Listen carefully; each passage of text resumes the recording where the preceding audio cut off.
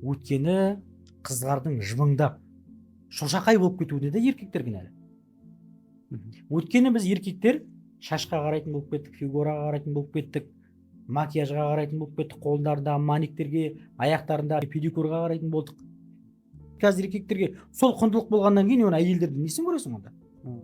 Ал егер біз әйелдерге сондай бір жұпар иісті, әркімнің қолы жете бермейтін, қырда өсіп тұрған бір қырмызы гүлдей болып елестететін болса, ана қыз тәкаппар болса, ана мынау жігітке қарамайтын болса, жігіттер көз-көзін жинап алады.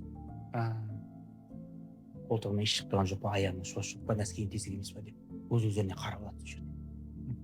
Ана қырмызы гүлге шығу үшін сен біраз еңбек қыласың ғой. Ана неге шығасың сен? Лайық болу керексің. Иә, сен ана сен барғанда да ол саған өз-өзін жылдыра ма, жылдырмай ма?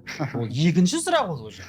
Түсінесіз ба? Егер еркек, әңгіменің шыны, еркек қыздарға салқын қандылы болатын болса, қыздардың арына қарайтын болса, қыздардың басқа интеллектке қарайтын болса, қыздар да солай болады. А біз еркектер кезінше не істеп кеттік? Ұсақталып кеткеннен кейін барып әйелдер